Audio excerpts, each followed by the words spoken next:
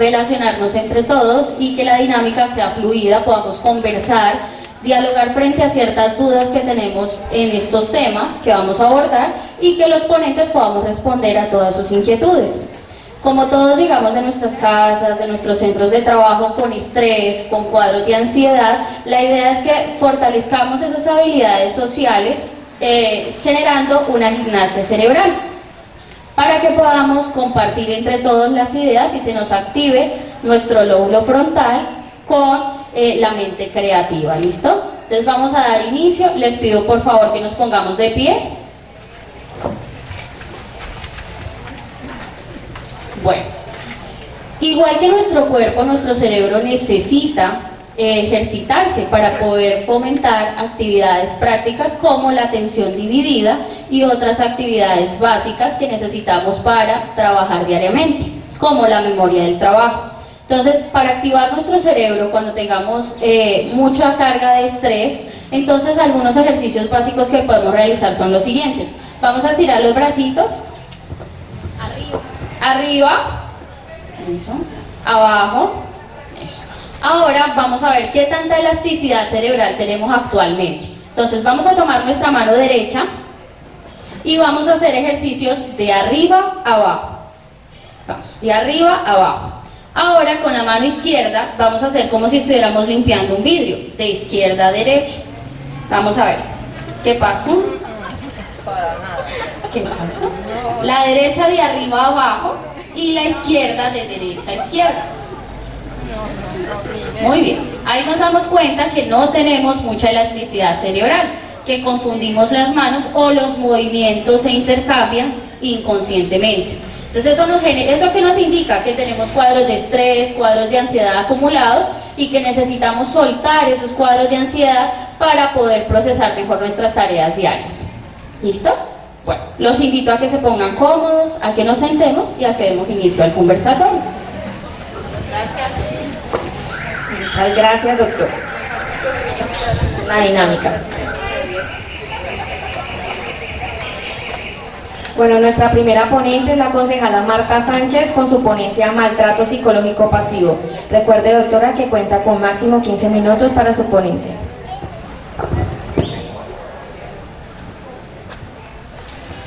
Yo lo iba a hacer ahí sentado, pero más bien acá como para poderlos ver más de cerca.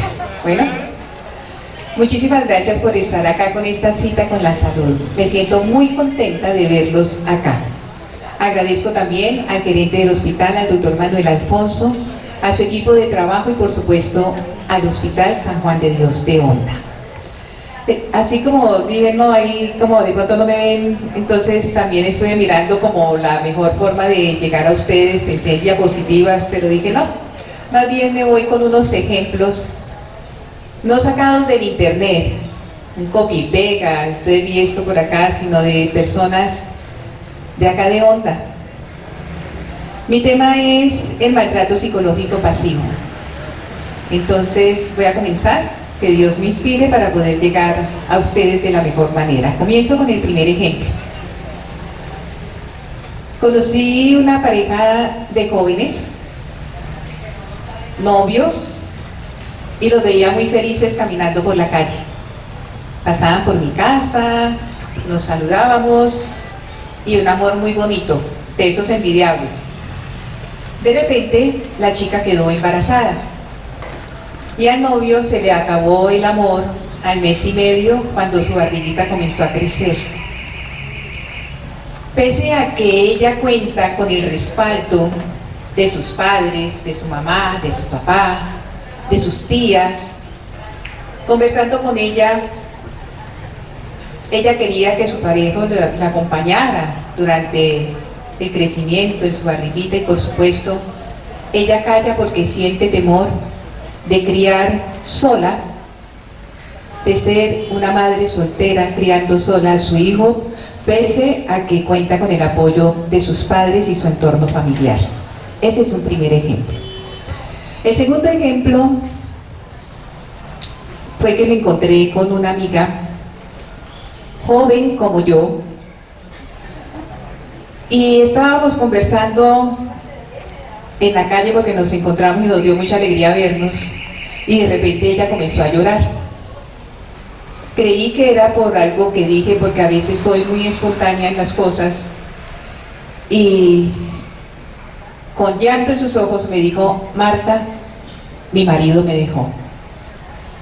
De esas cosas que uno no cree, porque cuando los matrimonios llevan 36, 38 años, con el paso del tiempo el amor se transforma en las parejas. No es lo mismo un romance de 1 a 5 años, o un romance de 10, de 20, o cuando ya pasamos de los 30 años el amor se transforma. Entonces las parejas a veces entran en conflicto, pero ella no sabía que su esposo estaba en conflicto. Entonces les dijo sencillamente: chao. Duro, ¿cierto? Yo no sé si ustedes recuerdan a Rocío Dúrcal. Alcen la mano quien han escuchado a Rocío Dúrcal. Entonces viene a mi memoria la canción de Rocío Dúrcal: no cabe duda que es verdad que la costumbre es más fuerte que el amor. El amor es una palabra muy fácil de decir, pero saber amar es un poquito complicado. ¿Cómo vamos con los ejemplos ahí? ¿Alguien quiere decirme un ejemplo? ¿Sigo con otro ejemplo? El otro ejemplo son de mujeres de acá de Bomba. El otro ejemplo, una pareja con hijos, y en una de las consultas resulta que le detectaron a ella cáncer. Entonces ella se sometió a su tratamiento y no contó con el apoyo del esposo como debía ser para que ella lidiara con esta enfermedad. Ella ya falleció, y después supe que el trato de él, de las puertas de la casa hacia adentro, era muy diferente de la puerta hacia afuera. O sea, ante la sociedad, él aparentaba un trato que no le daba a ella en casa. Eso calla en las mujeres. Después les voy a comentar mi caso, pero voy a leerles primero algo que extraje de algunos puntos de internet y algunas palabras mías. Recuerden que el tema es maltrato psicológico pasivo, ¿ok? Un pasivo agresivo se enfada como cualquier otro mortal, pero no lo verbaliza, o lo expresará de otro modo, ignorando a la otra persona durante tiempos prolongados. Detrás de esa actitud hay dolor, pero una mezcla de orgullo, de fondo y de miedo les impide expresar sus necesidades reales. La mayoría de nosotros tenemos al menos una persona pasivo-agresiva en nuestras vidas. ¿Ustedes qué opinan? Sí, ¿cierto? Estar con una persona pasivo-agresiva puede dañar nuestra salud mental. Así es que pilas. ¿Cómo puedes lidiar con una persona pasivo-agresiva? Hay algunas cosas que debemos saber sobre la pasión agresiva. Primero, es una forma de enojo. Son personas profundamente enojadas. Están tan enojadas como una persona que grita o avienta cosas, pero tiene una manera distinta de expresarlo, de demostrarlo. Las personas pasivo-agresivas suelen sentir terror con las confrontaciones, así que ocultan su enojo. Adivinen cómo: con sonrisas. O sea, están enojadas y aparentemente se están sonriendo con uno, pero están muy enojadas. Lo mejor que puedes hacer para lidiar con la agresión pasiva es no permitir que te afecte. Cada vez que alguien usa la agresión pasiva para intentar molestarte, recuerda que debajo de su enojo yace una infelicidad profunda.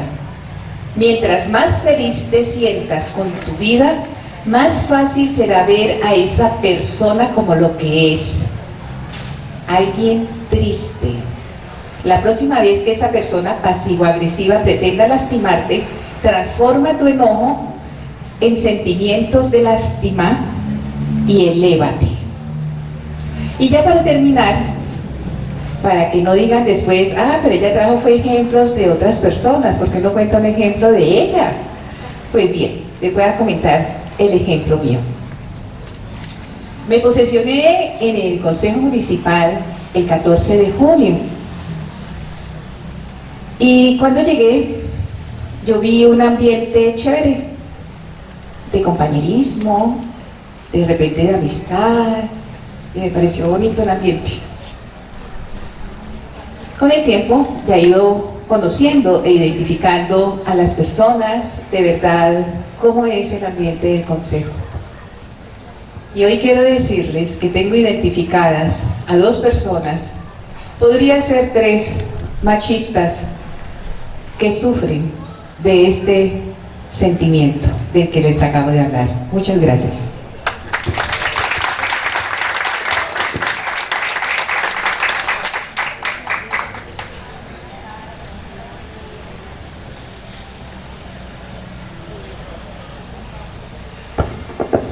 Bueno, seguidamente contamos con la psicóloga de nuestra institución, Hospital San Juan de Dios de Honda, doctora Alexandra Costa. Su ponencia es Perfiles de un agresor pasivo, secuelas de las víctimas de una violencia pasiva. Me acaban de informar en el stand que también están realizando agendamiento para citas de psicología. Entonces, el que esté interesado en agendarse para una cita de psicología puede realizarlo en el stand.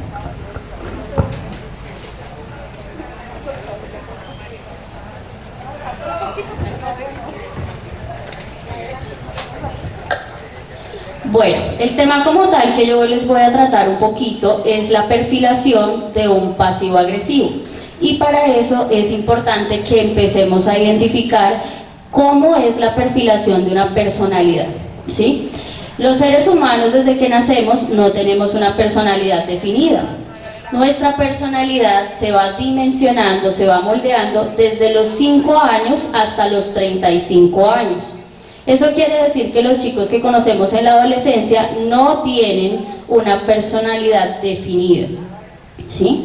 Recordemos que cuando nosotros nacemos tenemos una carga genética y esa carga genética es lo que denominamos nosotros como el carácter, ¿sí? Sin embargo, tenemos algo que se llama el humor o temperamento.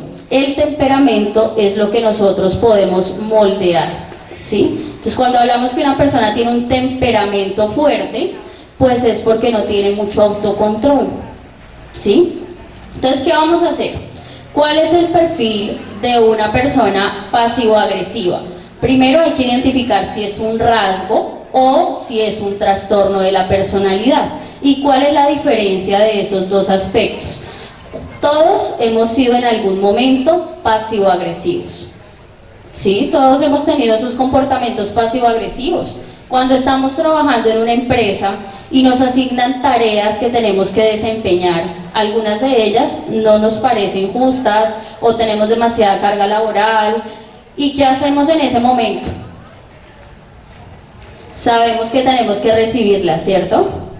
¿Qué pasa en ese momento? Yo cumplo con las tareas que me están solicitando, sin embargo no tengo la motivación para hacerlo.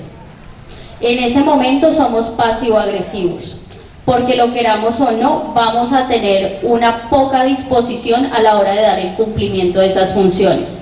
Incluso para quienes tenemos hijos, hemos utilizado los comportamientos pasivo-agresivos para moldearlos. Eventos como decirle al niño, saluda a tu abuela, dale pico a la abuelita, ¿por qué no saludaste cuando entraste? Esos son comportamientos pasivo-agresivos porque van en contra de la voluntad del menor. No lo estamos midiendo, va innato dentro de nuestro ser, porque recuerden que cuando estamos creciendo, nosotros nacemos con un cerebro exacerbado, ¿sí? Aún no se ha desarrollado totalmente nuestro lóbulo frontal, que es el que controla y coordina todas nuestras funciones. Entonces, mientras que se va desarrollando totalmente ese lóbulo frontal, pues vamos a tener comportamientos sin limitaciones, ¿sí? ¿Qué pasa cuando en una relación hay un factor pasivo-agresivo en esa relación? Vamos a tener que es, ejemplo, si lo hablamos por parte masculina, vamos a tener que es la pareja que mantiene frecuentemente preguntándote dónde estás, en qué sitio estás, si ya comiste, si saliste temprano, y uno dice, bueno, se está preocupando por mí, ¿cierto? Soy importante para esa persona, pero ¿realmente sí es así o realmente me está controlando de una forma psicológicamente pasiva? Muchos hemos sido víctimas de violencia pasiva o de violencia silenciosa, como la conocemos actualmente, y no nos hemos dado cuenta. Entonces es importante que distingamos cuál es la perfilación de esa persona. Los pasivo-agresivos no son dados a ser violentos, ni son dados a tener confrontaciones, le tienen temor a la confrontación. ¿Sí? Son personas que de una forma muy sutil sugieren sin tener que hacer una agresión fuerte, ¿sí? Es una agresión aterciopelada. Ejemplo, vamos a salir a comer, te pones un vestido corto, entonces tu pareja te va a decir, no te va a decir no salgas con ese vestido, te va a decir ese vestido se te ve bien, pero a mí me parece que se te ve muchísimo mejor un vestido más largo. Tú lo tomas como una sugerencia, pero en realidad es una agresión pasivo-agresiva.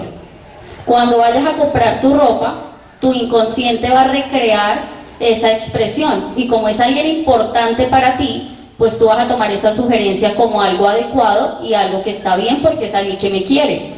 Entonces ya vas a empezar a moldear tu comportamiento así. Por eso es que cuando las parejas se separan, escuchamos el dicho común que la chica se puso mucho más bonita después de que se separó. No es porque no tuviera la motivación de arreglarse, es porque estaba siendo víctima de una violencia silenciosa y no se había dado cuenta.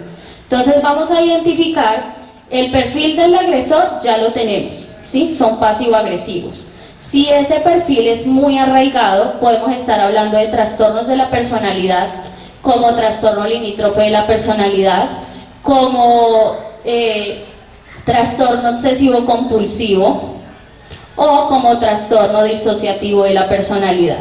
¿Listo? Ahora, ya sabemos qué es el agresor, ahora vamos a ver el perfil de la víctima. ¿Qué pasa con esas personas que son víctimas de una violencia silenciosa o de un maltrato pasivo? Pues las víctimas van a tener una disminución de su autoestima, porque se sienten incómodas a la hora de explorar su cuerpo, a la hora de tener una identidad propia, porque el pasivo-agresivo es muy inteligente, va a ir moldeando su pareja a su gusto. Entonces las cosas que antes te gustaban, ahora ya no te gustan. Si antes te gustaba salir a bailar, a él casi no le gusta salir a bailar, entonces mejor vamos a comer. Entonces ya estás moldeando tu personalidad y tu identidad frente a las peticiones o sugerencias de tu pareja pasivo-agresiva.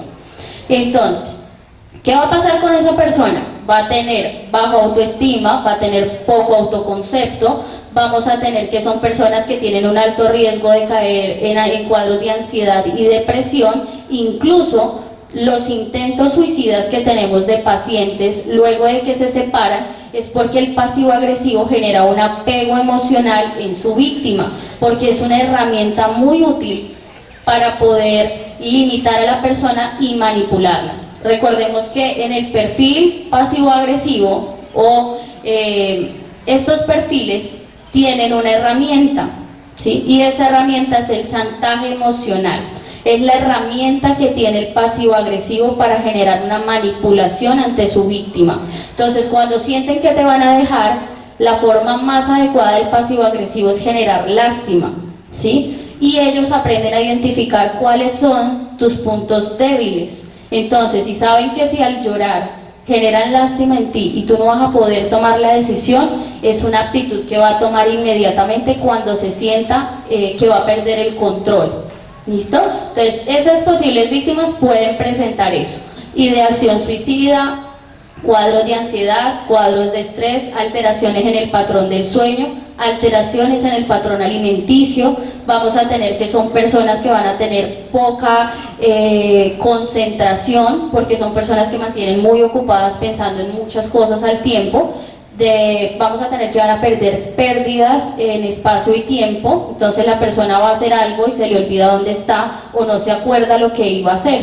Entonces es muy importante que aprendamos a identificar el perfil de esos agresores, porque de todas las violencias las hablamos y las conocemos muy fácilmente. Para nosotros es muy fácil identificar una violencia física porque el morado se ve. Es muy fácil identificar una violencia psicológica porque la persona lo refiere. Pero ¿y qué pasa cuando la violencia es silenciosa y ni siquiera la logramos identificar? Entonces para eso vamos a tener el acompañamiento del siguiente ponente, quien les va a explicar qué podemos hacer cuando seamos víctimas de una violencia pasiva. Muchas gracias.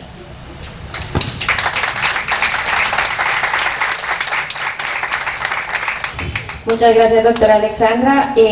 Nuestra siguiente ponente es la doctora Karen Rubio, trabajadora social del Hospital San Juan de Dios de Honda.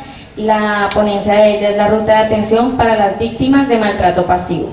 Muy buenas tardes, mi nombre es Karen Rubio, trabajadora social del Hospital San Juan de Dios de Honda.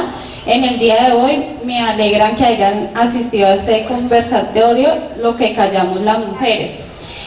Hoy quiero darles a conocer la ruta de atención. Como muy bien lo explicaba mi compañera expositora, hay muchas formas de violencia, entre las cuales se encuentra la violencia pasiva, que normalmente no se conoce ni se identifica. Es un tipo de violencia donde el agresor lo manifiesta a través del silencio, autoridad y poder sobre otra persona. Ese chantaje emocional que viven día a día muchas mujeres. A que invitarlas el día de hoy a que se unan si en algún momento creen que han sido víctimas o conocen a alguna otra persona que haya sido víctima de esta forma de violencia, acudir a las instalaciones del Hospital San Juan de Dios de Honda, a la oficina de atención del usuario, donde se encuentra el equipo psicosocial conformado por psicología y trabajo social, donde estaremos prestas para brindarles una orientación y entrar a trabajar sobre esos temas en terapias familiares y de pareja.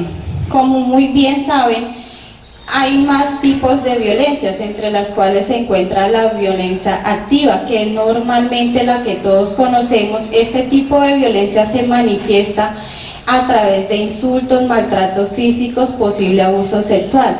Este tipo de violencia siempre pueden acudir a denunciar ante Fiscalía, Policía Nacional, Comisaría de Familia, Instituto de Bienestar Familiar cuando son menores de 18 años y Hospital San Juan de Dios de Honda, donde estaremos siempre prestas con el equipo interdisciplinario a brindarles la orientación.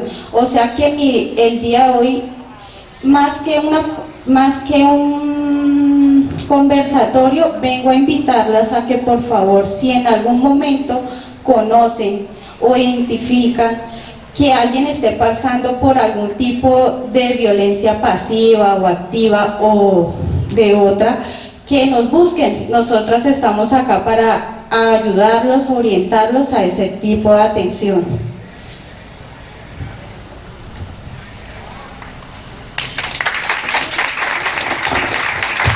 Muchas gracias, doctora Karen.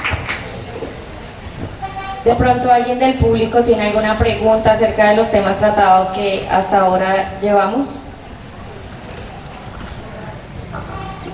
Vamos a darle espacio. Recuerden que posee máximo 2 minutos para realizar la pregunta o hacer algún comentario acerca del tema.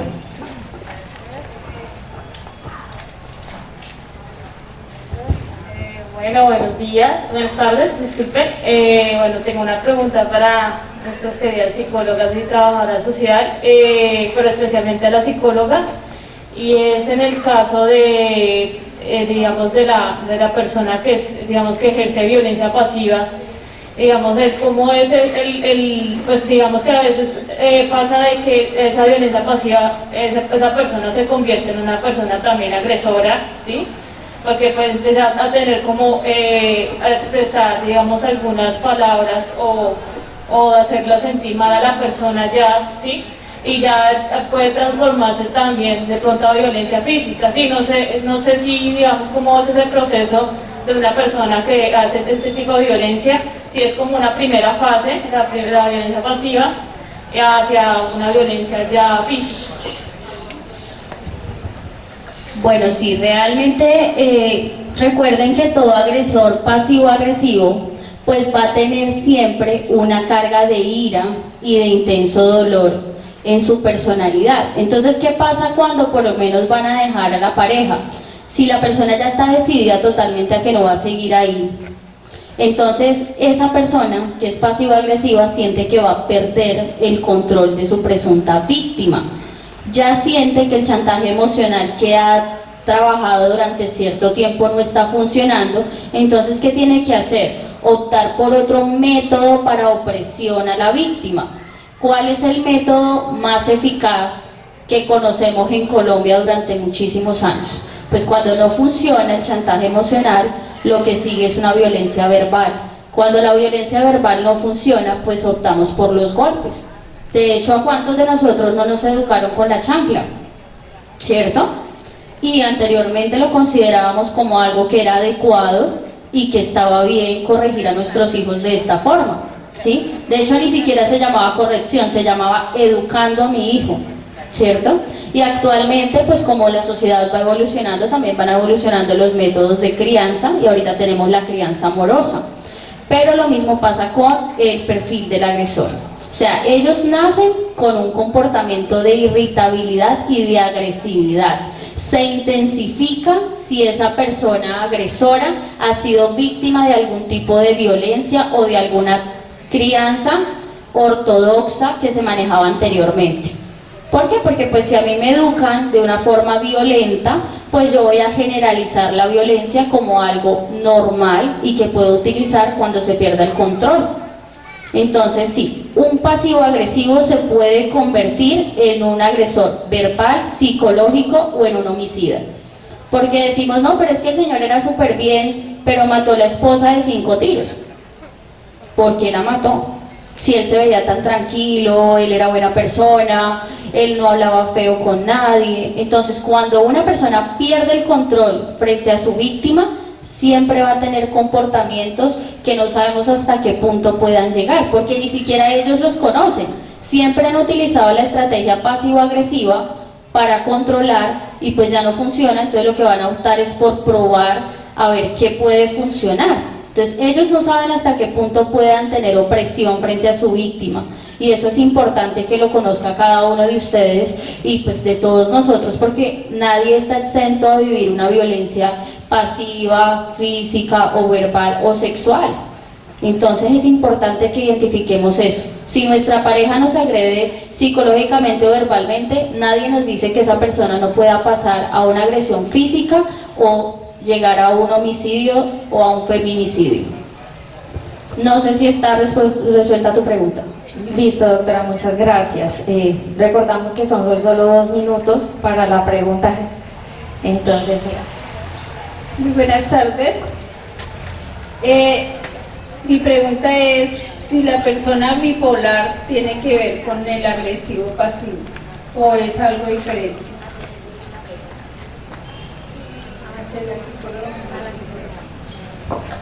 No, señora, es totalmente diferente. Los cuadros de un paciente que tenga un trastorno bipolar afectivo son trastornos del grupo A, ¿sí? Mientras que los trastornos de personalidad, que son los rasgos que tenemos dentro del pasivo-agresivo, son del grupo B. O sea, cuando tenemos un trastorno bipolar afectivo, ¿qué tenemos? Que tenemos un desorden neuroquímico a nivel cerebral que necesita ser suplementado con farmacología. En este caso, pues la farmacología que ordene el psiquiatra, ¿sí?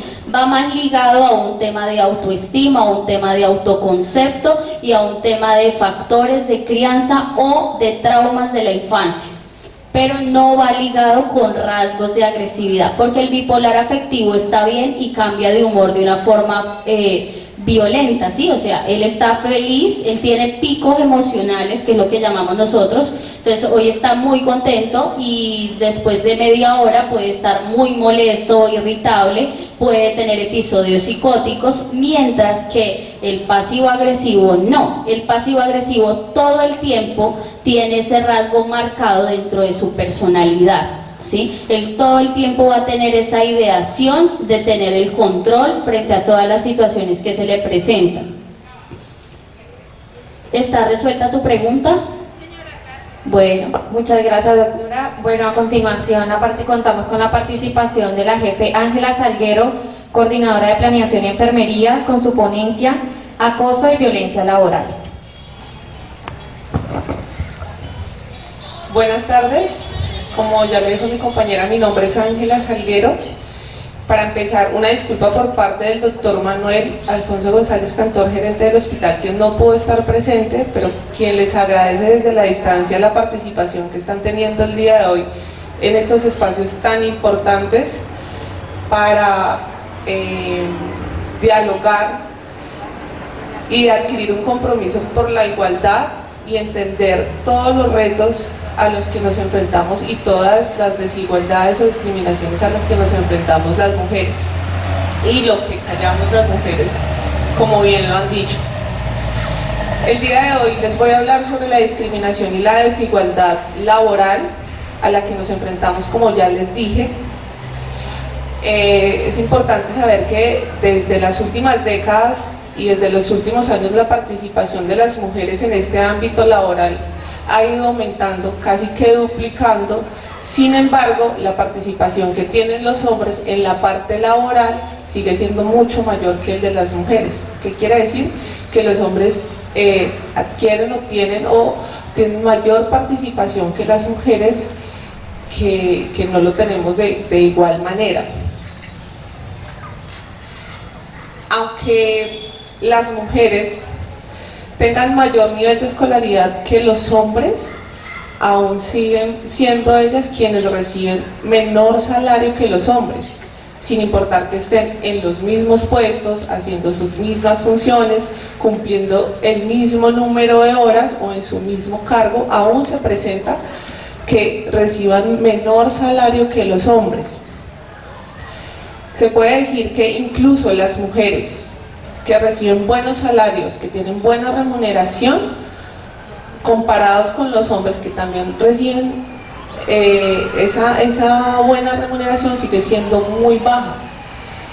Esa brecha salarial, como lo decimos, se ve reflejada pues, en todos los sectores económicos y en todos los empleos, sea informales o hasta los más altos como los gerenciales, sin importar el ámbito o cuál sea esa parte en la que nos desempeñemos, en todos se presentan estas brechas o estas desigualdades.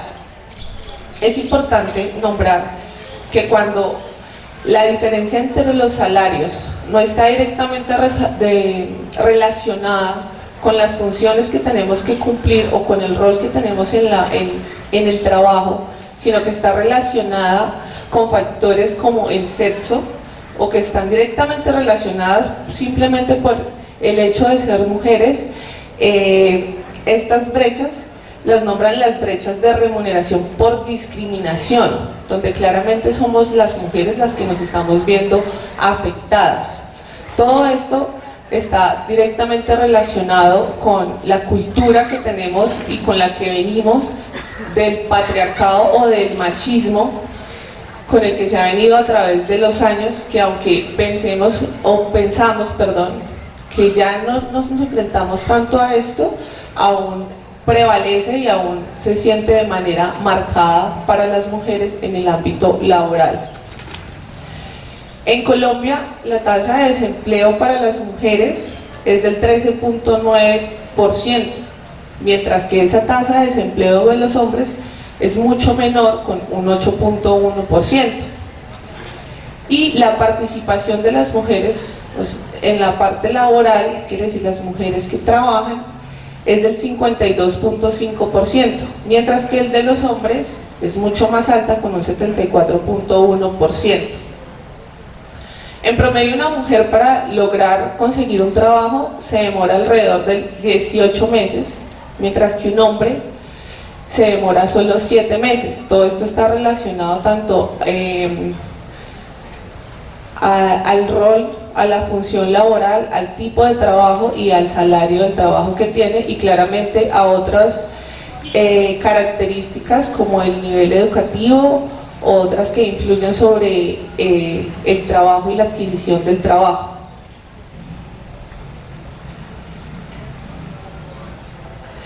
Bueno, es importante acá pues concluir que entre hombres y mujeres claramente aún existe una brecha muy grande, quiere decir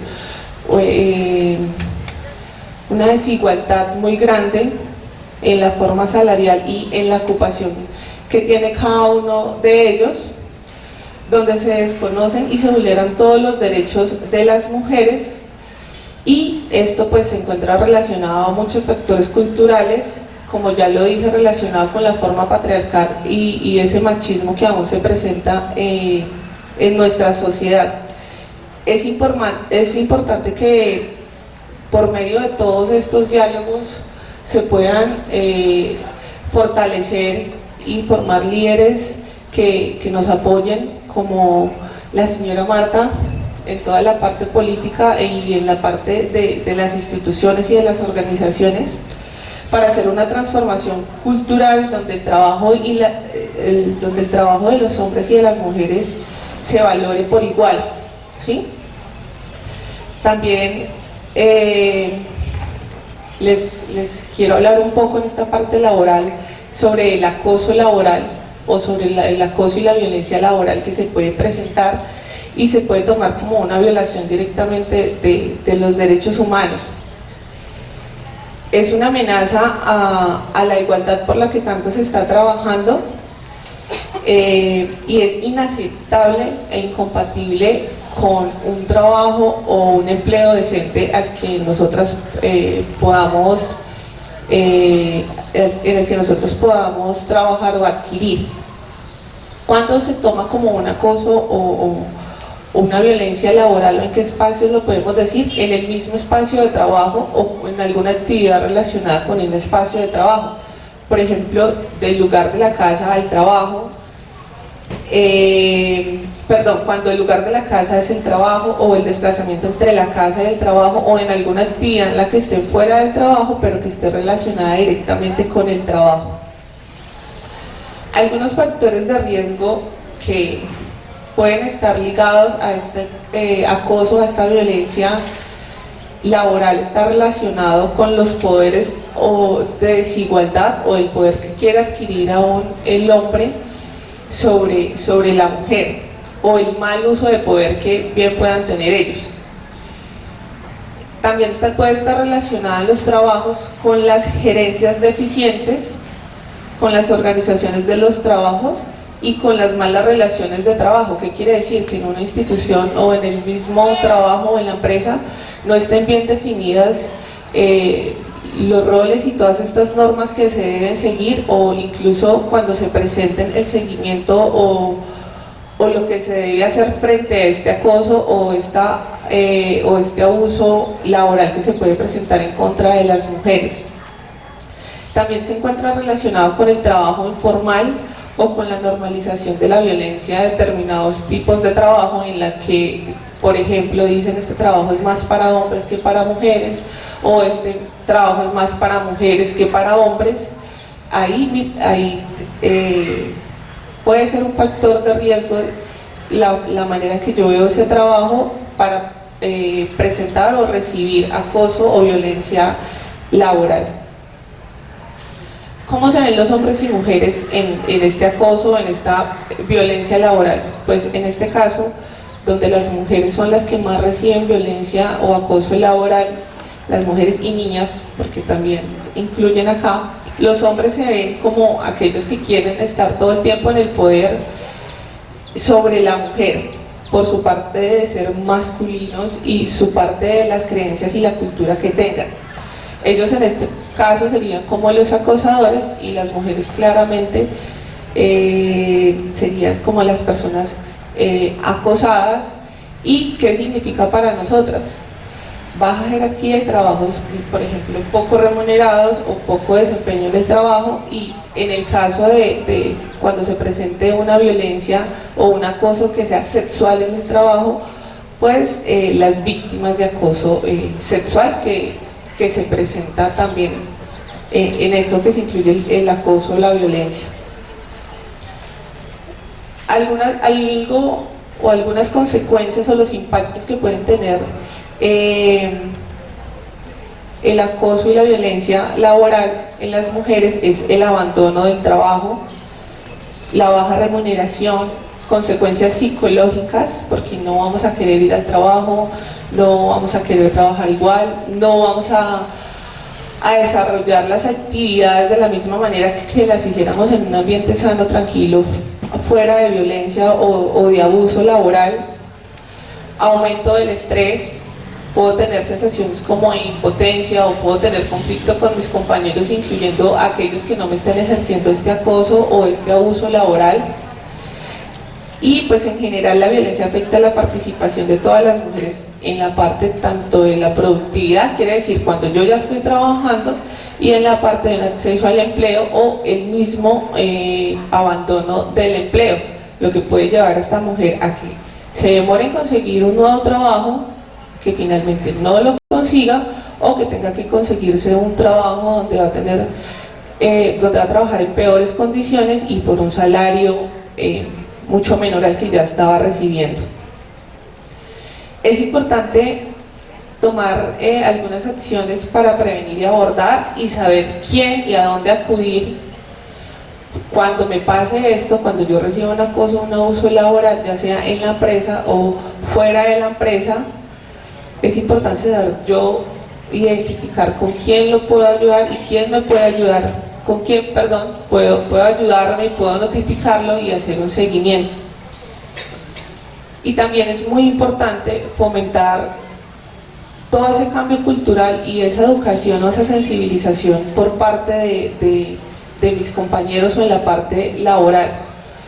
No solo le corresponde a la empresa, sino como a mí, como persona, estar pendiente y estar no solo de lo que me compete a mí en mi ámbito laboral, sino a las demás compañeras o a las demás mujeres.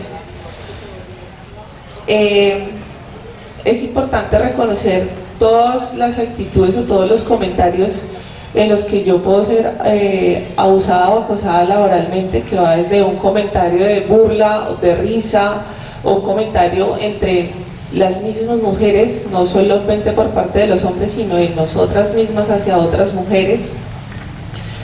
Es importante no juzgar el desempeño de las mujeres por su apariencia o su forma de vestir o hablar, sino respetar.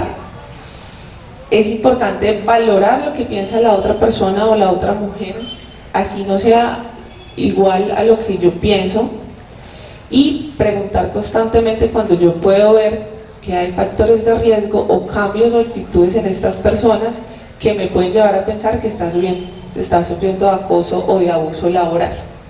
Entonces, todo esto un llamado para que promovamos la igualdad y disminuyamos todas estas brechas que podemos tener en la parte laboral, tanto en la ocupación como en la parte salarial o en la parte de abuso o violencia laboral. Gracias, jefe Ángela. Un aplauso para la jefe Ángela. Muchas gracias. A continuación, distinguida Jessica Almanza Hernández, responsable del área de atención y tratamiento de la Penitenciaría de Media Seguridad La Esperanza de Guaduas, con su ponencia "A los hombres no les gusta que las manden las mujeres".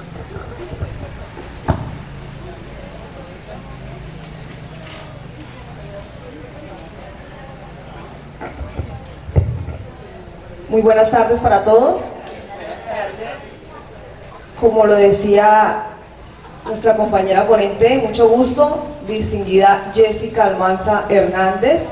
Actualmente me encuentro laborando en la Penitenciaría de Media Seguridad La Esperanza de Guaduas. Llevo aproximadamente 12 años en esta institución, en el IMPEC. Agradecerle a la doctora Marta Sánchez por esta invitación y a todas las personas que hicieron posible este conversatorio, muy agradecida de verdad por la invitación. Quiero, para abrir este importante tema de lo que callamos las mujeres, ustedes dirán, ¿esta señora quién es? ¿Quién es esta persona? ¿A qué vino a este conversatorio? Bueno, vine como mujer, como representante del género femenino, para dar también un testimonio de lo duro y lo difícil que ha sido llegar hasta donde me encuentro en este momento. Yo en este momento me desempeño en el cargo o en la oficina como jefe o responsable del área de atención y tratamiento de este establecimiento ya nombrado. Pero no fue fácil llegar hasta acá. Yo, la verdad, trabajaba en el establecimiento de Montería, en la cárcel de Montería, inicié mi carrera penitenciaria. Desgraciadamente, por temas de costumbre o cultural, el personal de la costa o de esta región tienden a ser muy machistas, ¿sí? Entonces yo soy hondana 100%, aunque tengo un poquitico de acento costeño de tantos años que duré viviendo en esa región del país, pero fue muy difícil. Yo, luego de 3 años de estar en el IMPEC, de haber ingresado a esta institución, empecé a estudiar. Quise estudiar Derecho para ser una abogada y ser alguien profesional en mi familia, porque ninguno de mi familia es profesional, soy la primera profesional en mi familia.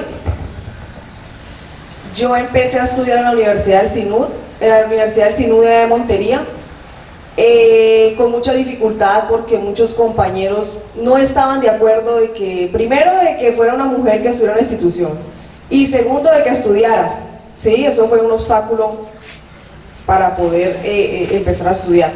Yo inicié mis estudios en la universidad, me tocaba súper duro porque en esa época el horario era de 24 horas por 24, o sea, 24 de trabajo por 24 de descanso. Yo llegaba muy puntual a las 7 de la mañana a mi trabajo, todo el día trabajando, me tocaba la reclusión de mujeres que había allá, o sea, trabajar con privadas de la libertad, mujeres.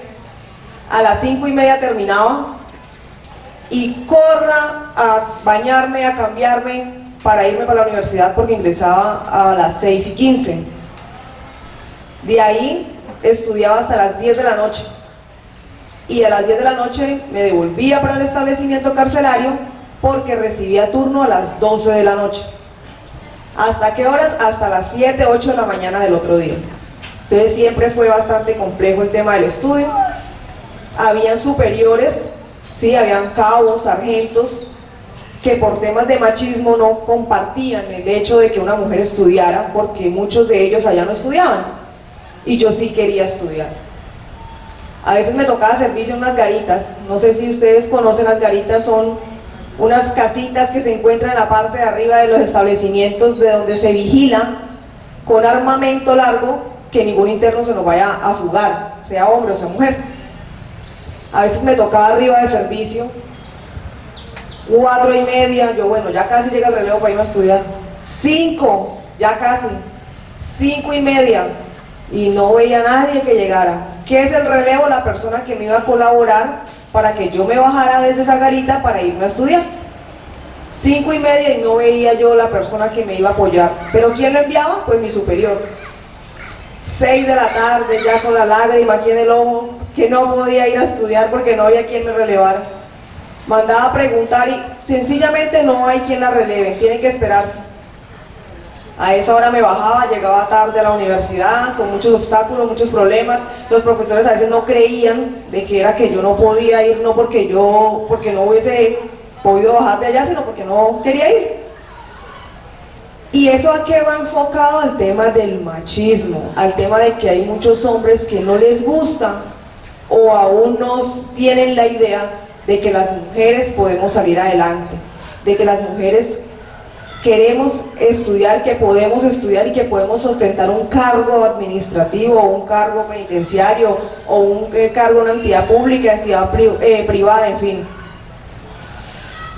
Yo me puse a averiguar y yo quisiera preguntarle a ustedes, si a ustedes les dieran a elegir entre tener un jefe hombre y tener una jefe mujer, ¿a quién elegirían? ¿A la mujer? A la mujer, bueno. Qué bien que ustedes piensen así, pero la mayoría o el resto de las personas piensan que es mejor un jefe hombre. ¿Por qué? Porque todavía existe ese sesgo inconsciente de que el hombre es líder por naturaleza. Como lo decía aquí mi compañera ponente, de que todavía existe la mentalidad del patriarcado y que es el hombre el que lidera mejor que la mujer. Pero creo que ya hoy en día está demostrado de que no es así, que las mujeres también tenemos ese poder de liderazgo, que hay mujeres muy preparadas, mujeres capaces de ostentar cualquier cargo público o ser líderes de cualquier empresa. Pero ¿qué pasa? Que cuando una mujer quiere ser líder, tiene que probar reiteradamente que tiene esa capacidad de ser líder. ¿Y por qué tiene que reiterar eso? Porque tiene que demostrar y romper esa brecha de que las mujeres no pueden. Nos toca afrontarnos a una sociedad que todavía, nos toca afrontarnos a una sociedad y poder quitar ese estereotipo de que las mujeres no podemos, porque es que las mujeres sí podemos, pero tenemos todavía mucho camino por recorrer para hacerle entender al resto de la sociedad que sí podemos.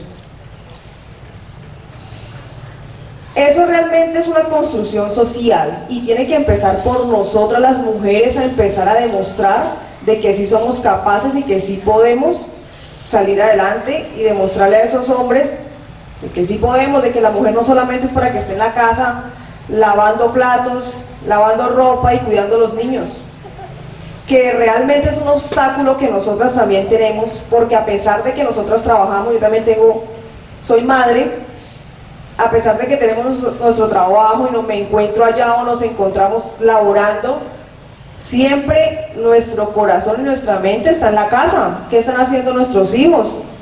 ¿Cómo les está yendo en el colegio? ¿Cómo hago para hablar con ellos?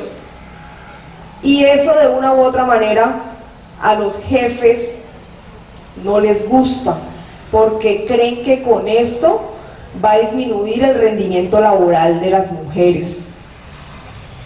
Cuando una mujer es líder, si una mujer lidera con acuerdo a lo que se consideran rasgos masculinos, se le tilda o se le condena de que es fría, de que es despiadada, de que es extremadamente ambiciosa o de que es poco femenina.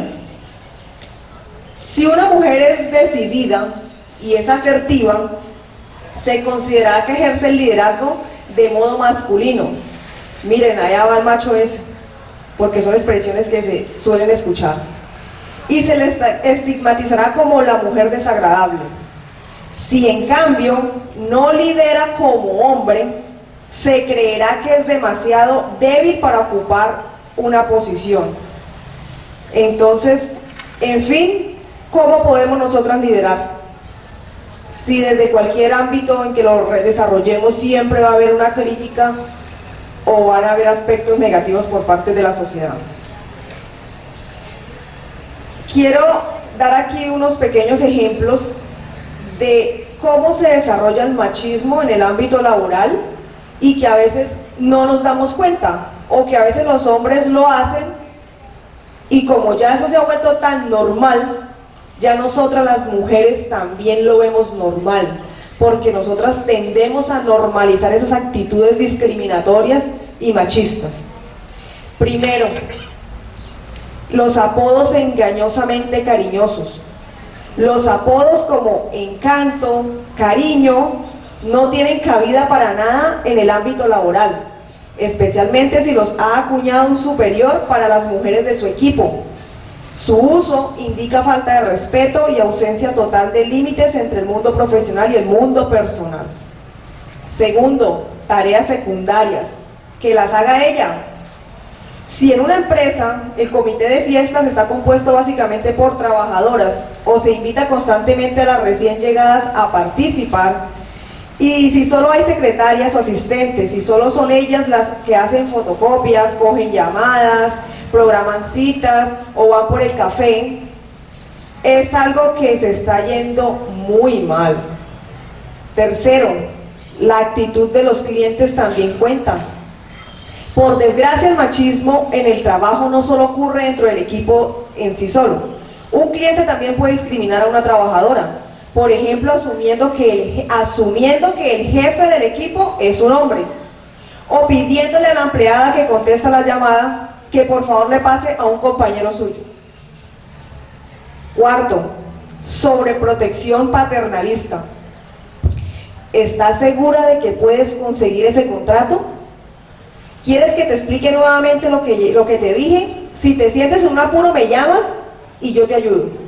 No creen que la mujer es capaz de sacar adelante un proyecto y creen que nos están protegiendo y por el contrario, están tendiendo una actitud machista. Quinto, cuando en una entrevista de trabajo te preguntan ¿dónde te ves en 5 años? ¿Como madre de familia tal vez? Por desgracia, aún existen entrevistas de trabajo en las que les preguntan a las candidatas asuntos personales, como si planean tener hijos pronto. Una decisión así no debería ser factor de escoger a un futuro trabajador para elegir un ascenso o para acabar de confirmar una subida de sueldo. ¿Por qué? Como lo decía anteriormente, porque los empleadores muchas veces ven que la mujer, por tener su corazón y su cabecita en la casa, pendiente de sus hijos, van a descuidar el trabajo. Y no es así, porque nosotros también somos capaces de desarrollar varias actividades al mismo tiempo y creo que eso está demostrado. Con respecto a la lucha contra el cáncer o el Día Nacional de la Lucha contra el Cáncer, yo tengo un testimonio muy cortico sobre una persona muy cercana a mi corazón que fue víctima de maltrato psicológico por una persona pasivo-agresiva que siempre cuestionaba lo que esa persona decía o quería para ella, para su futuro, para su hogar. Esta persona quería estudiar también, quería estudiar modistería, porque consideraba que esa actividad la podía desarrollar dentro de su casa y no descuidar el hogar. Y el esposo simplemente le decía, no, la verdad no, yo no le voy a dar plata para eso. Póngase a barrer, a lavar ropa de los vecinos para que consiga plata. Y fue tanta la insistencia de ella en querer estudiar que le solicitaba reiteradamente que le diera 5.000 pesos que valía una clase de modistería, porque eso es por clases. El tipo simplemente sacaba la plata de su bolsillo, se la tiraba al suelo y cójala y vaya si quiere entonces, pero a mí no me moleste más. Y así fue hasta que ella pudo de una u otra manera titularse en modistería básica. Pero fue muy doloroso ver la forma en cómo ella sufría pidiéndole dinero a su esposo para poder ir a estudiar o para poder ver ese curso o esas clases de modistería. Ese maltrato psicológico de que tú no puedes, de que yo soy el hombre y que yo soy el que trabajo y usted tiene que quedar en la casa, hizo que esa persona sufriera depresión. Después de ese maltrato psicológico vinieron los golpes, ya fue maltrato físico en varias partes de su cuerpo porque le pedía para algo personal de ella, hasta que luego de 8 años a esa persona, a raíz de esos golpes que recibió, le detectaron cáncer de seno. Le hicieron varias pruebas y le determinaron que no era un cáncer hereditario, sino que había sido un cáncer espontáneo, que había sido provocado. Esa persona sufrió mucho cuando detectaron ese cáncer porque realmente estaba sola. Su esposo había sido de una u otra manera uno de los detonantes para que a ella se le hubiese desarrollado el cáncer, porque de acuerdo a los médicos lo que le decían era que el estrés, la violencia psicológica y sumado a los golpes habían ayudado a que ella desarrollara esa enfermedad. Las mujeres no lograremos salir de la trampa del liderazgo hasta que como sociedad no trabajemos de manera comprometida y leal para modificar esa concepción tan arraigada como inconsciente que nuestra cultura no solo le ha asignado género al liderazgo, sino que ha decidido arbitrariamente que es masculino. Muchas gracias. Gracias, distinguida. A continuación, contamos con la ponencia del ginecólogo de nuestra institución, Hospital San Juan de Dios, doctor Sullivan Angulo. Su ponencia, cáncer de cervix y cáncer de mama.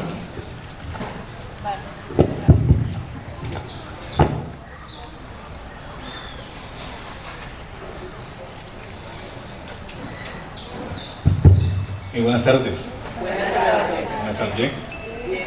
Bueno, mucho gusto. Me presento, yo soy el doctor Sullivan Angulo, ginecólogo de acá del Hospital de Honda.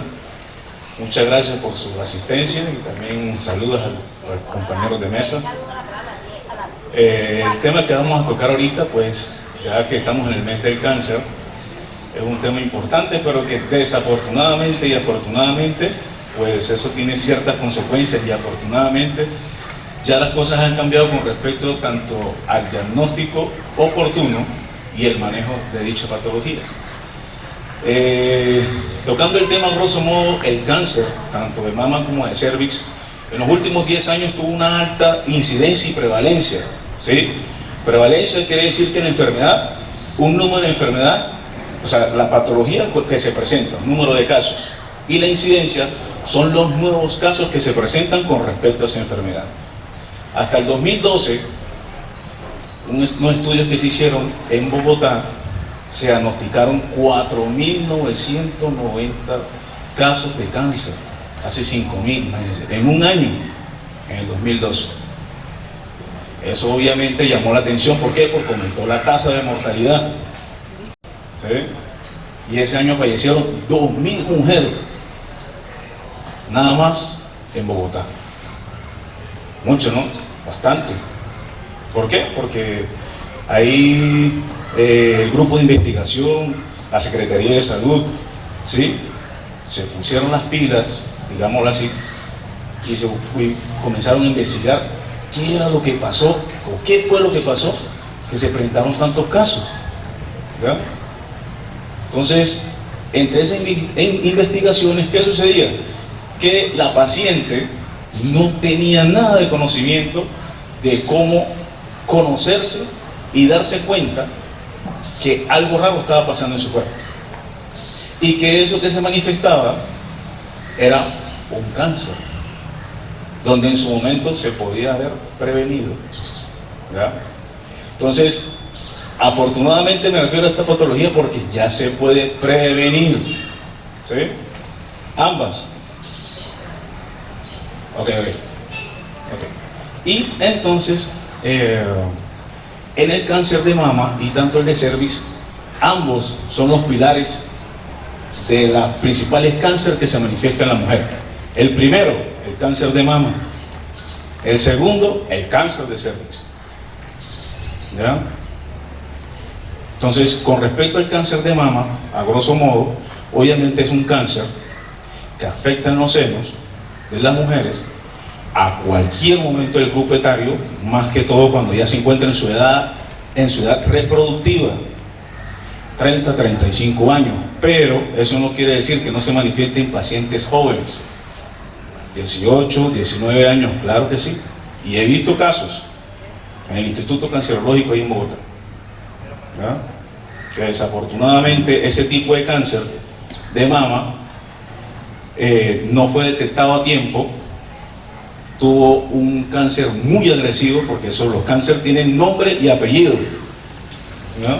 A nosotros los clínicos, los científicos nos interesa eso, la clase de nombre y la clase de apellido. Tiene bueno, digámoslo así, un ejemplo, se llama Sandra Benítez Ramírez, ese es el apellido. Los dos primeros apellidos me van a decir si tiene un buen o un mal pronóstico, ¿verdad? Entonces, la idea del día de hoy es de concientizarlas a ustedes, actualizar ciertos conocimientos y de que usted esparza lo que vamos a tocar esta tarde. ¿Sí? El autoexamen es totalmente importante, muy importante. Ustedes mismas toman la forma de frecuencia de autoexaminarse todos los días, o una sola vez a la semana, o 5 veces al mes, o 3 o 4 veces, pero lo importante es hacerlo. ¿Sí?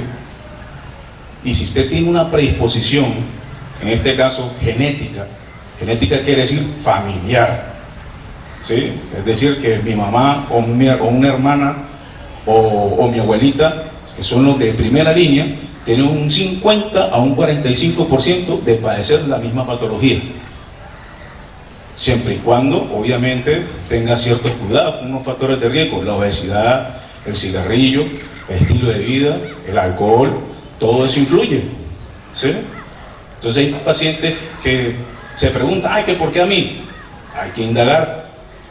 Toda mujer tiene el derecho de preguntarle a su ginecólogo o al especialista o al médico en qué consiste dicha patología, por qué se presenta o qué hay que hacer, ¿no? Lo ideal es que si usted se encuentra algo anormal en el examen, en el autoexamen, ¿sí? Que usted, características del autoexamen que usted tiene que tener en cuenta es: usted se mira al espejo, levanta los 2 bracitos, mira el nivel simétrico, es decir, que las mamas se vean en la misma altura, y el tamaño y el color. Esas son las características. Si se siente una masita, se toca de adentro hacia afuera y de afuera hacia adentro para poderle encontrar. Ustedes mismas tienen que conocer su propio cuerpo. Lo que no vio la semana pasada y lo encuentra, ahí ya usted sabe que ahí hay algo, ¿sí? Se toma la ecografía, que ese es el examen ideal y el primer examen que debe hacerse una mujer, dado el caso que se encuentre algo en su examen, en el autoexamen, o como examen de control. La mamografía no. La mamografía se toma a partir de los 45 años hacia adelante. Por detrás de los 45 años o por debajo es la ecografía mamaria. Si uno encuentra, o si se encuentra algo anormal en la ecografía, ya uno toma la determinación de tomar la mamografía. ¿Por qué? Porque en ese caso lo amerita. Pero no es necesario, porque la mamografía antes de los 45 años aumenta y transforma las células buenas en células malas. Entonces, ahí está la razón, porque hay veces hay pacientes pues, que no tienen conocimiento. Entonces, paciente de 35 años, porque tengo una masita aquí, pero le mando una ecografía. No, doctor, eso no es una mamografía, ¿verdad? No se puede, porque ya no conoce eso. Entonces uno tiene que explicarle por qué no se envía directamente una mamografía. Mamografía, 45 años. A partir de los 45 años, ¿por qué los 45 años? Porque ese es el pico o la edad donde la mujer, desafortunadamente y afortunadamente, ya les digo por qué, desafortunadamente, porque ya los ovarios ya dejan de funcionar, entonces ya entra una perimenopausia o los cambios de la menopausia, ¿sí? Que son los calores, que el mal genio, esos cambios de humores, todo eso, ¿sí? Y afortunadamente porque ya no ven la regla, ya no la ven más, ya se despidió, ya se fue. Entonces, por eso.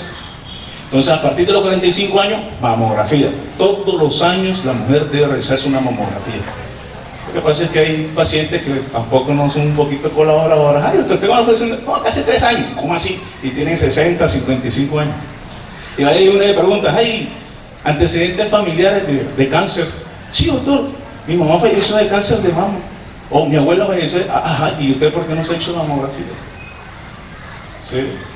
Entonces, esa es la idea de concientizar la temática del día de hoy a las mujeres presentes aquí, para que se tomen el examen o se hagan el autoexamen.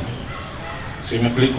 El tratamiento, ya eso es algo clínico, ya eso compete a su médico especialista o al superespecialista, dado el caso que se diagnostique como tal el cáncer. El cáncer de mama no siempre es igual, me voy a morir, no. Todo eso tiene su manejo quirúrgico, que es el manejo definitivo. Dependiendo de lo que aparezca en la patología, así será: quimio, radio y quirúrgico, o quirúrgico, quimio, radio, todo depende. Pero es importante que, más que todo depende, es de la paciente, ¿sí? Que ella misma se diagnostique doctor, tengo algo aquí. De ahí para adelante, todo va por parte del grupo médico. ¿Oyó? Esa es la idea. Bueno, ¿estamos claros con respecto al cáncer de mama? ¿Alguna pregunta? Sí, dígame. Quería preguntarle hasta qué edad se hace la mamografía. Ah, una mamografía ¿Hasta qué edad? desde 45 hacia adelante. Hasta... Usted puede llegar a ciertos años de la tercera edad, 68, 70, pero si tiene algo malo ahí, toca hacer la mamografía. Todos los años. Todos los años. Todos los años. ¿Otra pregunta? Tengo una niña de 18 años. Tengo una niña de 18 años y ella hace un año, larguito, le salieron 3 quistes en el seno. Sí. Le he hecho 3 ecografías Sí. y ellos están ahí, o sea, ni crecen ni... Bueno, resulta y pasa. Resulta y pasa. Buena pregunta, esa está buena.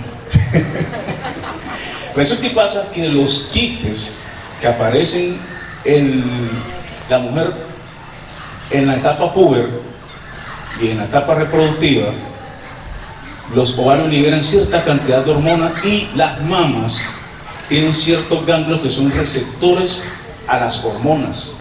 Ojo lo que le voy a decir, que ahí viene otro temita, otro tips, digámoslo así.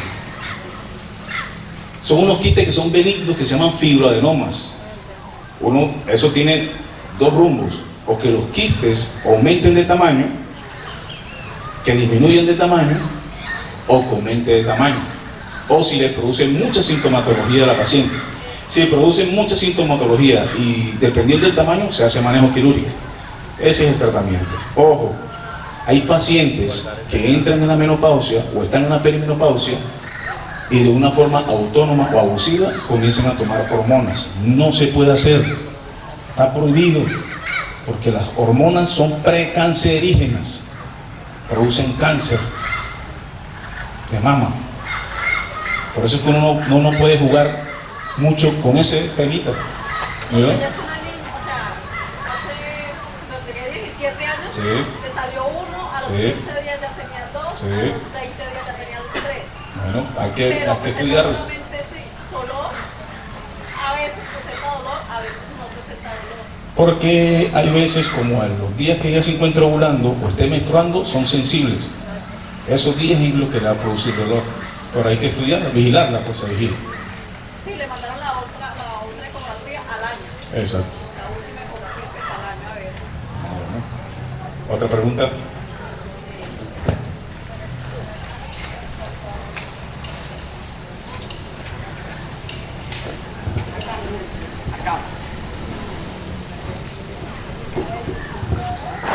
Buenas tardes, doctor. Buenas tardes. Mi pregunta, a mí me hicieron una patología a los 32 años más o menos.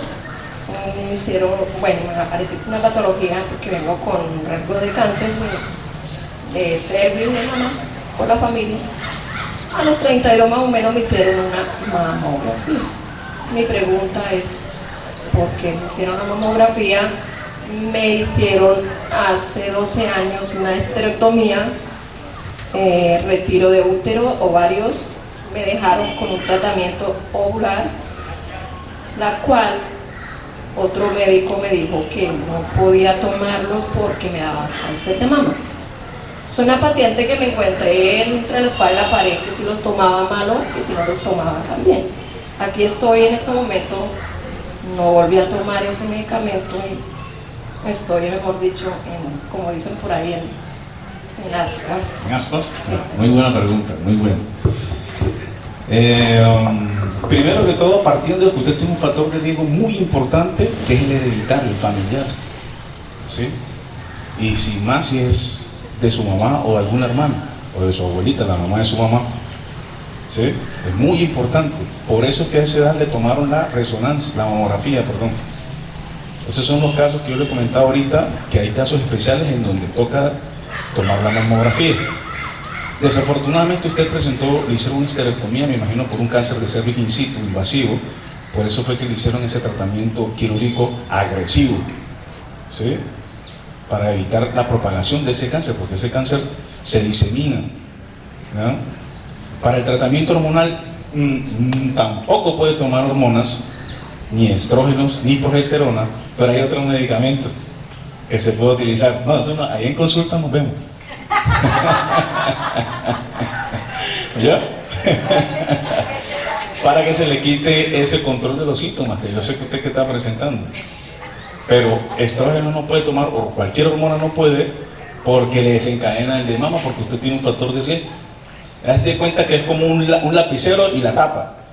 Usted nada más tiene que meterle el lapicero a la tapa y ahí está. Eso es lo único que hace falta, pero yo no le puedo dar hormona, pero hay un tratamiento para eso. ¿Yo? Bueno, mucho gusto. ¿Otra pregunta con respecto al SIDA de mama? ¿Alguien tiene otra pregunta? No, bueno, entonces pasemos al otro, que es el cáncer de cervix. Creo que es un poquito más importante el cáncer de cervix porque hoy en día la juventud lleva la vida un poquito más acelerada, ¿sí? Hablando de la mujer, ¿no? Bueno, y también el hombre. Pero siempre es bueno, imagino que todas aquí son madres y tienen hijas, mujeres obviamente, hijos mujeres, tratar de mejorar como esa comunicación con su hija, ¿sí? Porque a veces la madre es muy bueno que sea mano recta, digámoslo así, pero también que se vuelva su amiga, su mejor amiga, para que ella pierda el temor de decirle: mamá, me está pasando esto, mamá, no entiendo esto, mamá, yo quiero esto, ¿sí?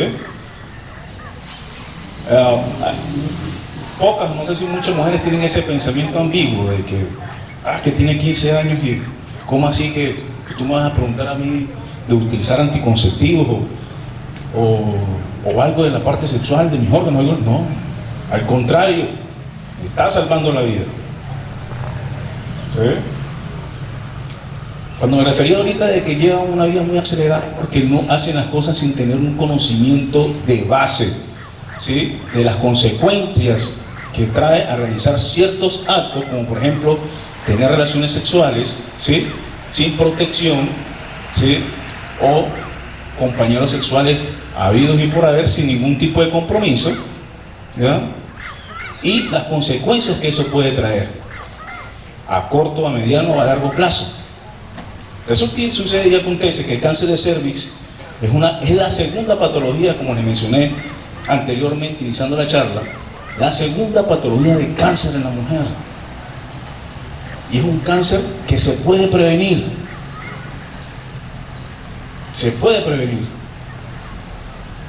pero llegó un momento hace como unos 5 o 6 años que el cáncer de cervix tomó el apogeo, hasta decir no más, digámoslo así, unos términos coloquiales para darme a entender. Las tasas y los casos de cáncer de cervix, tanto in situ e invasivo, eran muy altas. Pacientes de 25, de 28, de 30 a 32 años con cáncer de cervix, y han estado en estado ¿qué? Terminal, donde no se puede hacer nada. ¿Por qué? Porque la paciente le dio pena o tenía conocimiento de tener cierta diagnóstico en la citología que era de bajo riesgo, se durmió, las células se transformaron y se convirtieron en un cáncer, en células de alto riesgo, y terminó en cáncer,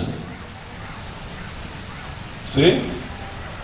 Nosotros como institución hospitalaria, que ha mejorado muchísimo en los últimos 10 años, que es de reclutar con el grupo de promoción y de prevención del hospital a todas las mujeres y jóvenes, adultos jóvenes y juveniles o adolescentes, para que ellos tengan conocimiento de los métodos de planificación, lo que es el cáncer de cervix y las consecuencias que eso trae. Por eso es que ahorita esas dos patologías, ahorita el cáncer de cervix, se previenen, se pueden prevenir, ¿sí? Se pueden prevenir. ¿Desde cuándo se hace la citología, doctor? Desde que inicia su vida sexual, independientemente de la edad. Desafortunadamente niñas de 12, 13, 14 años las he visto acá embarazadas, de 14 años. Ahora los programas de vacunación que hay ahorita con respecto al virus del papiloma humano, que es el causal, el 85, 90, 95% de cáncer de cervix es por el virus del papiloma humano. Ya les explico qué es ese virus. ¿ya? Entonces, el virus del papiloma humano, como su nombre lo dice inicialmente, es un virus que solamente crece y afecta en la mujer. Ahí en el cuellito, porque en la parte del cuello, en el centro del cuello, hay una pequeña parte anatómica que se llama zona de transformación. Y esa zona de transformación, que a veces usted lee en la citología, pero ¿qué significa zona de transformación? Zona de transformación es cuando de esa parte del cuello las células cambian, se renuevan, quitan las viejitas y salen las nuevas, que es cuando usted menstrua. Entonces, ¿qué sucede? Que cuando está el virus, que es un aprovechado, él llega ahí, crece y hace su maldad o su daño ahí, acostadito ahí, también. Porque ese es el ambiente donde él puede crecer. Nosotros los hombres no nos pasa eso, porque nosotros no tenemos zona de transformación. Nosotros somos un vehículo, ¿verdad? Por eso es que en el hombre nosotros somos asintomáticos. En la mujer es asintomático, pero depende del tipo de lesión o el tipo de serotipo. El virus del papiloma humano tiene muchos serotipos, tiene 100. De esos 100, 15, 18, 20 son malignos. De esos 20 malignos, hay 3 que son mucho más agresivos, que producen cáncer directamente. El 16, el 18 y el 21, esos son los más agresivos. Por eso es que hay un examen que se llama DNA o ADN, que ustedes han visto por ahí, para VPH, o tipificación para VPH. ¿Qué me dice a mí? Que si la paciente me llega con un reporte de citología, ay doctor, míreme esta citología. Entonces la citología, donde usted ve en la parte de arriba, dice que ASCUS, o NIC1, o NIC2, o NIC3, ¿sí o no? El NIC1 es más leve. El NIC1 puede ser causal de ¿qué? De una infección vaginal local, o se hizo el examen posterior, unos días posterior a la menstruación, que el cuello está inflamadito todavía, o que en realidad tiene un serotipo del VPH, pero esos son los de bajo riesgo. La cantidad que les mencioné, bueno, no las mencioné, pero sí someramente, son como unos 30 de bajo riesgo. Ese diagnóstico, cuando se encuentra en la mujer, el NIC1, que es el leve, y es causado por un serotipo de bajo riesgo, el control, ¿cómo se hace? Cada año de citología. ¿Por qué? Porque ese es de bajo riesgo, no, pero eso no quiere decir que se va a dormir. No, todo. Me salió el NIC1 hace 2 años, 3 años, pero no lo he vuelto a hacer. Tiene que hacérselo, porque como les mencioné ahorita, ellos se transforman, el virus se va transformando. Si el NIC1 se vuelve persistente, ya hay que hacer un manejo invasivo que se llama conización. ¿Qué consiste en la conización? Quitar en forma de cono, como su nombre lo dice, una parte del cuello y ya queda curada. Pero hay factores de riesgo: utilizar el preservativo, el tabaco, el trasnocho, la obesidad. Son factores de riesgo a que el virus pueda propagarse. El NIC2 y el NIC3 que aparecen en ese reporte de citología, eso sí son, el NIC2 es algo indeterminado, pero para mí se comporta como un NIC3, y para muchos colegas. El NIC3 ya es causado por serotipos de alto riesgo, ¿sí? Que son serotipos o células precancerígenas. Por eso, cuando una paciente tiene NIC1, NIC2 o NIC3, no es cáncer, pero sí le puede desencadenar el cáncer si no se trata a tiempo, si no se diagnostica a tiempo, y si la paciente tampoco no está presta de su, digámoslo así, que ella se presta para estar haciéndose los controles, ¿sí? La citología, según las últimas guías de la Secretaría de Salud, en el 2014, y ahorita las modificaciones que hicieron en el 2016, debe realizarse ahora y que cada 3 años. ¿Sí? La citología ya se puede realizar cada 3 años, sin ningún problema. Pero para mí, un concepto personal, yo creería que para cada año. ¿Por qué? Porque no sabemos que si en ese lapso de tiempo, cuando se tomó la ecografía, al 3er año, el virus lo tuvo y se desapareció. pero no sabemos si vuelve a aparecer en los otros 2 años que le hacen falta. ¿Sí me explico? Entonces siempre es bueno realizar la citología, para mí, anual. Así sea que en la medicina 2 más 2 no siempre es 4, ¿no? Entonces, la idea es hacerse sus controles anuales de su citología hasta los 63 años. ¿Desde cuándo, doctor, se hace la citología? Nuevamente se lo repito, desde que inicia el acto sexual la mujer. Nuestras hijas, porque yo también soy padre, tengo una hija, en los colegios ya están presentes. ¿Desde cuándo vacuna mi hija, doctor? A partir de los 9 años. La vacuna para el VPH. Por eso es que ya los casos en los últimos 5 años, porque esa vacuna le hicieron un refuerzo, una pentavalente, hace 2, 3 años. Cubre los 4 serotipos de alto riesgo de cáncer de cervix. Y ahora hay una que sale al mercado ahorita, pero todavía no ha llegado aquí. Estados Unidos y en Europa. 6 serotipos de alto riesgo para cáncer de cervix. ¿No? Entonces, por eso es importante de que la relación madre-hija y que la madre también se concientice de hacerse su citología. Darse cuenta cuando su hija ya inició su vida sexual. ¿Por qué? Porque iniciar el acto sexual en los adolescentes es algo importante, ¿no? Demasiadamente importante, la primera vez. Eso le queda a ella para su vida, como a todos ustedes le quedan. Pero hoy en día no se puede dormir con eso. Entonces, la madre que hace, toma represalias, ¿cómo así? Que no.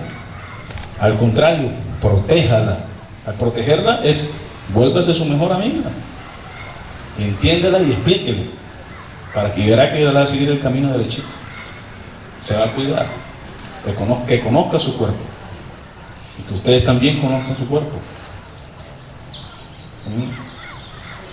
Entonces, en esos hallazgos de la citología, NIC 1, NIC 2 y NIC 3, no es directamente que sea de cáncer, pero hay que manejarlo oportunamente, ¿sí? Y como les mencioné ahorita, ustedes tienen todo su derecho de exigirle al médico especialista o al médico que la atienda que le explique qué es lo que tiene, qué salió, qué por qué y cómo se hace, cómo se come. Tienen todo su derecho. ¿Estamos? ¿Alguna duda, alguna pregunta? ¿Sí? Ah, bueno.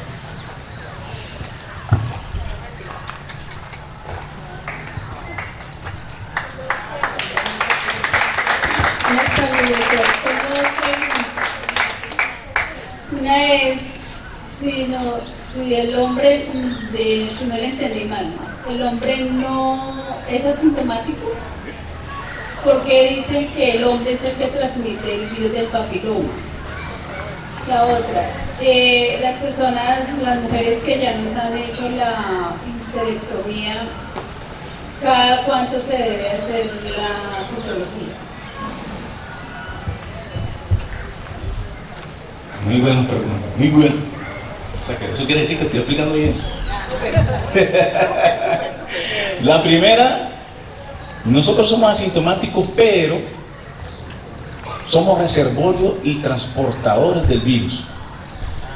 Eso es lo que sucede. Y como nuestro órgano reproductor no tiene zonas de transformación, por eso es que él no crece. Él se desaparece solito. Él solo se desaparece. Así como sucede en la mujer. Pero resulta y pasa que hay que ver en qué momento el virus llega en el cuerpecito de la mujer.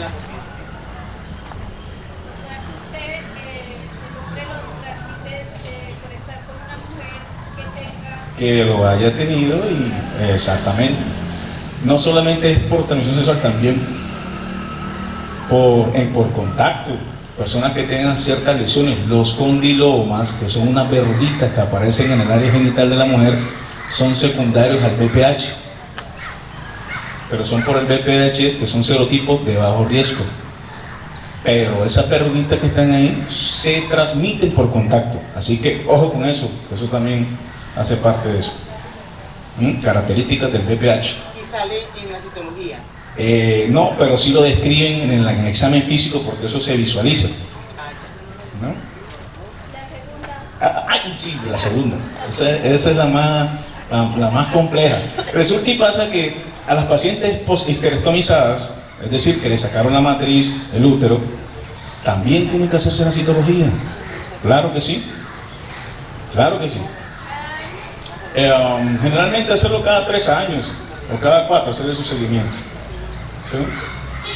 Pero depende también del tipo de histerectomía, ¿no? Hay veces histerectomías que son, no es que ustedes ven, totales, que total quiere decir útero, el cuerpecito y el cuello de la matriz. Subtotales que le quitan el cuerpecito pero le dan el cuello de la matriz. Más que todo en pacientes que le hicieron subtotal a una histerectomía, una cesárea, digámoslo así. Que tocó desafortunadamente una cesárea que se complicó, sangró mucho, y hay que sacar el útero, ¿sí? Y se queda el cuellito. Esas pacientes también tienen que hacerse citología, porque ahí les quedó en el cuello está el útero, ahí queda el cáncer, por eso hay que hacer el seguimiento, ¿sí? Claro, con mucho gusto. Sí, señora. Una mujer cuando ya el ciclo menstrual se le quita muy temprano, como los 30, 35, ¿hay mucho más riesgo de tener cáncer de mama? No hay mucho riesgo, a no ser que tenga un antecedente genético, como mencioné ahorita, pero el resto no. Otra cosa que tengan un poco claro es que las pacientes, o la mujer más bien, cuando se desarrolla a muy temprana edad, la menstruación se le da también a temprana edad. Si la menstruación le llega 18, 16, hay una hasta de 20 años, que es la que he visto pacientes también, se les va un poquito más atrasado, ¿sí? Hay mujeres que se han desarrollado a los 11, 10 años, 8 años de edad, y ya a los 45, los 40, 38 años ya están dejando de funcionar los ovarios. ¿Sí? Bueno. Pero de todas maneras, yo creo, en mi concepto, la mujer es lo más hermoso que ha creado Dios en la faz de la tierra. Así que, pero tienen que cuidarse. Bueno, ¿alguna duda, pregunta? Bueno, con mucho gusto. Agradecemos al doctor y a la... Terminamos ya este conversatorio. No sé si alguien más tenga algo pendiente de salud para que despejen las dudas. Y no me queda más que decirles que muchísimas gracias por haber estado acá en esta cita con la salud. Muchas gracias de verdad a los ponentes, al señor alcalde, a los medios de comunicación. Muchísimas gracias a todos. A usted, muchas gracias.